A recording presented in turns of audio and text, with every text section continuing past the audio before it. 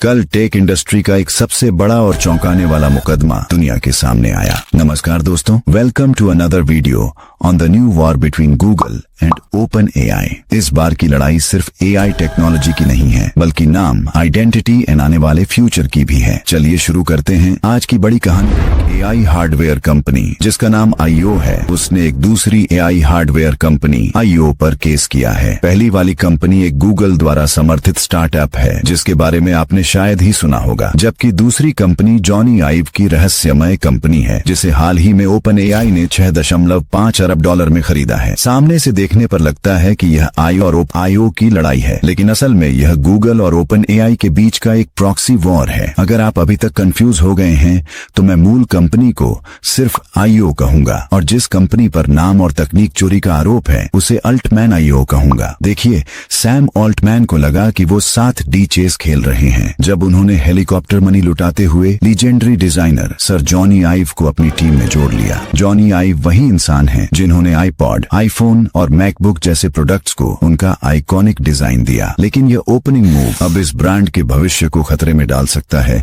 क्योंकि अब Altman IO पर ट्रेडमार्क उल्लंघन का केस किया गया है। अगर इस स्टार्टअप की बात मानी जाए तो उनके आरोप वाकई में हैरान करने वाले हैं। अगर आप एआई रेस को फॉलो कर रहे हैं तो आप जानते होंगे कि सैम ऑल्टमैन ने जॉनी आइव को हायर करने और उनकी कंपनी को खरीदने के लिए बहुत भारी भरकम डील की थी। फिलहाल यह डील अब भी जारी है और जॉनी को पैसे मिलेंगे ही, लेकिन कोई भी प्रोडक्ट लॉन्च होने से पहले ही ऑल्टमैन आईओ को ब्रांड नेम बदलना पड़ सकता है, क्योंकि आईओ नाम पर केस हो गया है। गूगल द्वारा समर्थित इस ओरिजिनल आईओ कंपनी को $62 मिलियन की फंडिंग मिली है। इनके पास एक रजिस्टर्ड ट्रेडमार्क है और 20,000 यूनिट्स तैयार हैं शिप करने के लिए। लेकिन सवाल ये है कि ये है क्या? उनकी वेबसाइट के मुताबिक ये एक क्रांतिकारी नया कंप्यूटर है जिसे स्क्रीन की जरूरत नहीं होती, आप सिर्फ बोलकर इसमें एप्स चला सकते हैं। मैं नेगेटिव नहीं होना चाहता, लेकिन अब तक देखा गया है कि लोग ऐसे डिवाइसेस में खास दिलचस्पी नहीं ले रहे। रैबिट और ह्यूमन पिन जैसे प्रोडक्ट्स पहले ही इसी तरह के कॉन्सेप्ट पर फेल हो चुके हैं। शायद ये स्टार्टअप सही कर पाए। अब सीन में एंट्री होती है सैम ऑल्टमैन और जॉनी आइव की, जिन्होंने मिलकर वॉइस कंट्रोल्ड एआई डिवाइस बनाने की घोषणा कर दी और उसे भी आईओ नाम दे दिया। हमें इसके बारे में ज्यादा कुछ नहीं पता, लेकिन केस से कुछ एक्स्ट्रा डिटेल्स जरूर निकल कर आई हैं। 2022 में सैम ऑल्टमैन का इन्वेस्टमेंट फंड आईओ कंपनी से मिला। एक डेमो देखा, लेकिन कहा नहीं चाहिए। उसी समय जॉनी आइव की कंपनी ने भी यही किया, लेकिन बैकग्राउंड में ये दोनों आईओ पर नजर रख रहे थे, उनके प्रोडक्ट खरीद रहे थे